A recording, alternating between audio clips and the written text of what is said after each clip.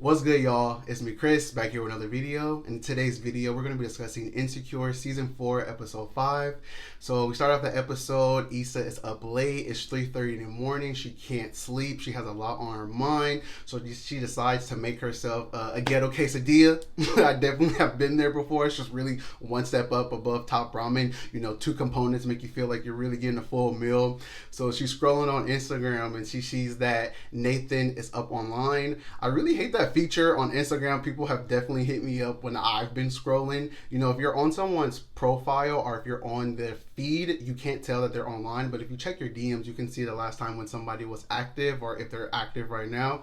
So Issa sees that Nathan has been active on Instagram and decides to message him like, what are you doing up? And he's like, I can't sleep. He's like, you want to talk? And she's like, sure. So she calls him.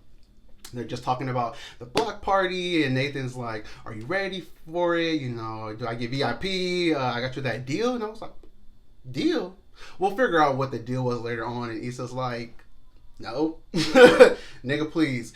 So they're talking about, you know, where's Andrew at? He's like, Andrew's at your girl's house. And Issa's like, oh, I don't really know how much of a girl that is. Like, I don't really fuck with Molly. And I was like, that's who the person that Issa tells that to? That's who the person who she decided to express that to? Like, her intimate feelings about her really close friend to Nathan? Don't let that old Issa pop back up. We've been seeing growth. I thought it was kind of peculiar that was the person she decided to confide that into, that we got the reveal from when we first started this season. Fine. Title card comes up. We see Issa doing her rounds. The block party has just started. We get a cute, funny moment with her intern / executive assistant. That was really fun. Then we see finally condolences, canola oil, can't do shit, shows up, and I'm like, okay, this is gonna be real interesting. And she's like, you know, I just wanted to come in and check on the Spotify sponsors and da-da-da. And Issa's like, where you been at, girl? Like, did I do something? You've been in my head, been trying to contact you. I thought we was working on this together. She's like, yeah, I'm really sorry. Like, did Lawrence tell you? And she's like, tell you what? Like, oh, he and I broke up. And it's like, why would he tell me that? Like, your insecurity, Condola, is really jumping out. I just want to say, I always say Condola's name wrong in other videos. I think sometimes I call her Condela, but it's Condola. I'm like, Condola, your insecurities are really jumping out. I don't know what kind of conversation, what feeling, what type of tone you got from Lawrence, what kind of conversations more that y'all may have had outside of the dinner that you had at the Friendsgiving, but what gives you the sense that me and Lauren are just still buddy giggle? Like, I didn't even know what's going on with your relationship. And what does your personal relationship have to do with our business obligations? Those are two different things. You see, everyone thought that Issa was going to be the petty one and mess shit up and get herself into some drama. And look at Condola. She's the one who couldn't conduct herself in a mature manner, agreed to all of this, and just left Issa hanging. And she's like, you did such a good job. And Issa thanked her, and I would have been like, She's like, we'll see. Condola's like, will we see you around? And Issa's like, sure.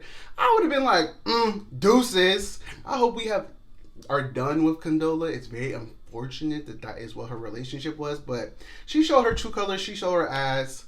Peace out. I'm cool. We get a cute little exchange between Tiffany, Issa, and Kelly. They're taking photos at the booth.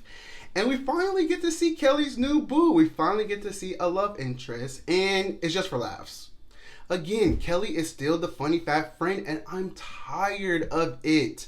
Like, this is a woman who is sexual. She's carefree. So, like, I want to see on that. I want to expand on that. And we finally get her boo. And it's all just for laughs. The whole entire scene is she fakes a British accent when he comes.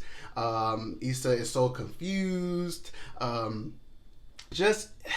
want her character to expand. I don't have a problem with her being the funny fat friend, but I want to see more outside of that. I want her to exist in the scene aside from just humor, because the other women totally have scenes where it's just for the joke, just to kind of progress the storyline, but we get to see the complexities even in this episode, we got to see Tiffany dealing with like postpartum depression and just finally being able to get out the house. Like, you see how we got to see a little bit of like who she exists outside of in relation to the other women. Like, I want more of that for Kelly so much, but we didn't get that. We just got a joke of her relationship the whole entire time. Speaking of other tropes, Amal comes into the scene, and can someone please explain their tension? Like, this is our third season now that we've had Amal as a character, and we still don't know why, like, Amal and Kelly don't fuck with each other. We still don't know. The scene between Kelly and Amal and her new boo was really funny, but it's just annoying that, like, why does it always have to be the gay man and the fat woman to provide laughs? I just wish it was two characters. I just wish it could have been someone else doing these scenes. Like, it's always these two archetypes of characters that provide comedic relief. Like, okay, can we come up with something else? Nathan and Issa finally get to see each other. They're united in person at the block party. And as much as I don't fuck with the way Nathan ghosted Issa in season 3, Nathan does provide like a comfort, just an ease when he's around. Like, he reassures you. Like, he's so supportive. Like, he reminds you of how valuable you are. And you could tell that Issa really appreciates that. It doesn't seem romantic. I'm not mad if they do explore it, but I love that we don't see that off the bat. Like, we're just focusing on like their connection and what they mean to each other outside of romance. I really like that. Issa at the end of her exchange with Nathan, because she seems to still be like kind of like upset that it's not, the block party is not happening as it should. Nathan's like, you even got Randy's donuts over there, and she's like, they don't really have donuts, it's just a sign. I love Issa's humor and the way she writes. It's amazing. So we get Molly back into the scene. Oh yeah, early in the episode there was a quick scene of Molly and Andrew talking about whether or not what she should wear, whether or not she wants to go, and what do you want? Andrew's like, well, what do you want to do? And so she decides to go. So we see Molly and Andrew show up. Molly brings Issa some wings. I was like, oh, is this a like little peace offering? Like, are we gonna get the talk? Like, we have like this quiet, vulnerable moment, and then the intern, the executive assistant, takes Issa away so that way she can talk to Vince Staple, her manager. And I was like, damn it. Fine. We finally we get to see Thug Yoda show up, and I really love his character. I love how the comedy relief that he provides, and I'm totally fine with him just being comedic relief because he's not a major character. So it's fine for him to come into the scene, say a funny lines. He's not in every single episode. When he gets the actual actor, when he is listed on the end of the credits, he's a guest starring role. Like, Kelly is a series regular. We need complexity from her. It's not enough for her to be just one-sided.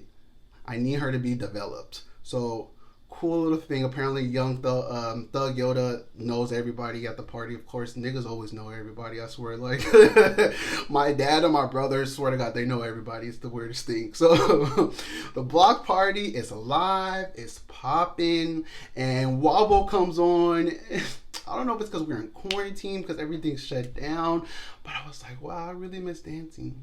And I'm not even like a huge club person. Like, I really just started going to the clubs like regularly in the past 5 years, but I really miss dancing. I really miss being around people, being around other queer people, around other black people. Like, I definitely got up and danced the Wobble when that song came on. It was so good. We got to see the moment of solidarity between Molly and Issa, and I said, oh, they're so cute.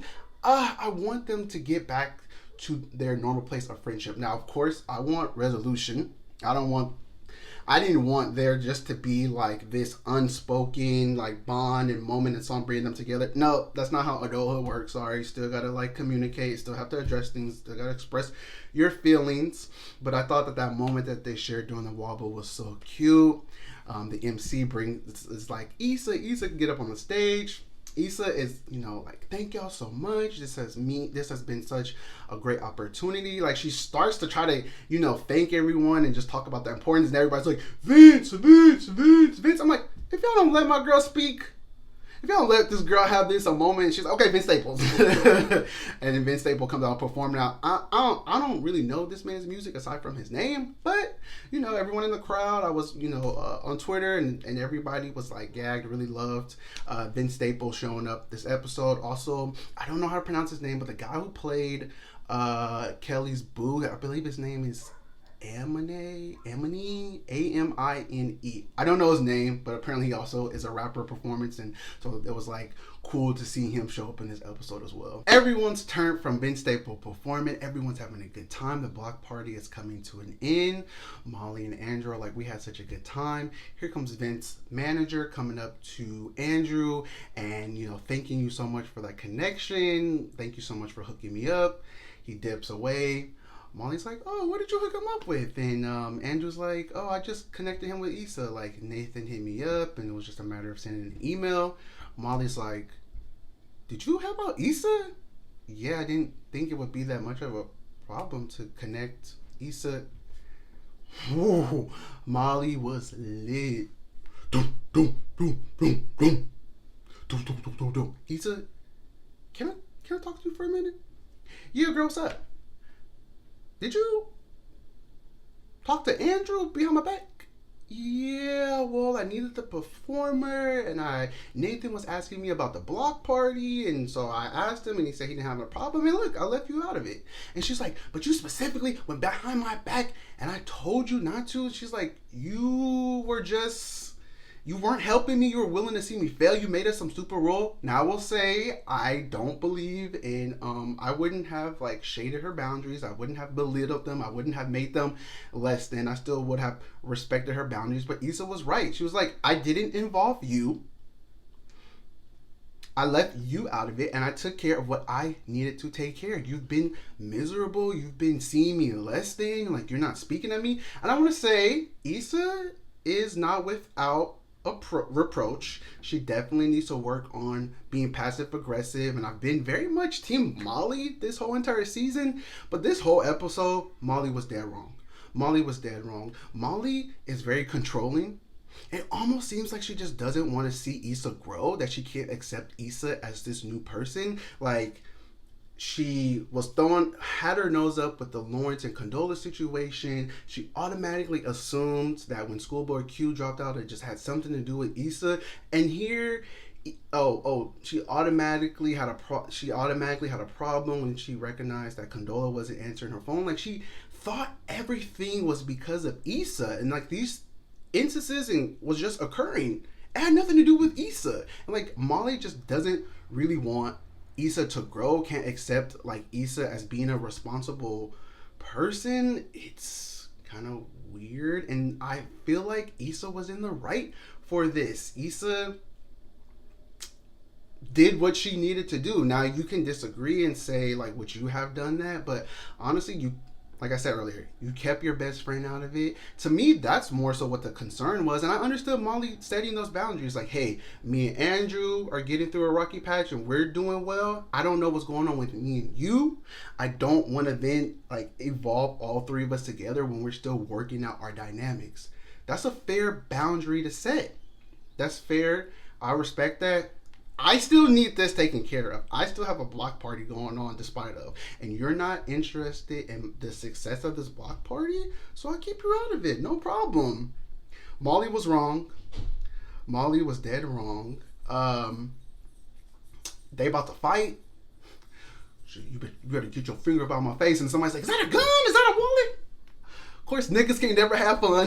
Like one of the extras said in the scene. And the whole scene just immerses, everybody scatters. You know that when a black person runs, you should run with them. If y'all don't know and you are black, when a black person run with them. Ask questions later. So everyone disperses, everyone scatters. You see Kelly walking Andrew and Molly to the car, and Kelly's like, call me, girl. Andrew apologizes for Molly, and I think that's cool, but like, Andrew didn't do anything wrong. Andrew didn't even know to the extent of which Molly and Issa weren't talking. And I'm very curious to see what the follow-up conversation is going to be between Molly and Andrew. Because, you know, Molly is very, like, very known to make shit such a big deal and to center herself so much. And so I'm curious to see how their reaction, how their relationship is going to progress after this episode. We see Tiffany, Nathan, and Issa walking out. She's like, "You sure you don't want to ride? Like, I'm gonna ride with Kelly." No problem. She's like, I'll stick around. She dips out. You see the support of Nathan. He also dips out and just lets her know everything's okay. And you could just see her looking to the sign. I forgot what the sign said. I forgot what the sign said. But I felt so bad for Issa this episode. I felt really bad for Issa. Like I said, I've been very much kind of torn, but leaning on the side of Molly with a lot of things. I don't think either one of them is scotch-free in this situation, but I think specifically this episode, Molly took a turn. Like, there was just not the time and place for it. Not the time and place. And I'm not saying that Molly is wrong for even feeling that. Like, you can feel how you feel. I don't think Issa was wrong, but you can feel how you feel, and you can let me know how you feel. But like, at the end of a block party, when we just all had a good time, when you're clearly furious and not going to be able to approach this conversation with such tact, I think was inappropriate and unfortunate. And I wouldn't have been putting up with her shit either. I would have not been putting up with her shit either. Come on, guys. Let's go. Like I said, Issa has been passive aggressive and definitely could have done a better job of talking to her friend and letting her know how you feel. But like, Molly been tripping. Molly's been like keeping Issa in a bubble, not letting Issa grow. And for some reason, Molly just feels so like attached to Issa to like want to control her. It's weird to me. It's very weird to me. I can't wait to see what happens in next week's episode. We got a little quick preview. I saw Amal with a boyfriend. I think he's black, so they heard us. Amal's like, everyone's like checking in on Issa in next week's episode, and Issa's just like, "I'm gonna wait on Molly. Like, she was the one who blew up at me. She could come talk to me. She has a problem." We'll see what happens in next week's episode. I think that this was such a good episode. We finally got the big blow-up scene that we've been waiting for. We're halfway through the season. We got 5 more episodes. So I'm excited that we finally get some length to tell these stories, right? We finally get some, like, breathing room. We got time to, like, expand on the Insecure universe. I'm really enjoying it, very much so. I would love to know how y'all enjoyed this episode. I live tweet the episodes every single Sunday, so if you'd like to join me on Twitter, you can catch that out. I tweet during the show, and I discuss with a few of my other Twitter mutuals the thoughts of the show, so you can get like my live reactions on Sunday night before I post this video the next day. So that's all for this video. Give this video a thumbs up if you enjoyed it. Please leave your comments below. I would love to hear what y'all thought about this week's episode. Subscribe to the krisbeknowin family if you enjoy my content, and I will see y'all in the next video. Bye.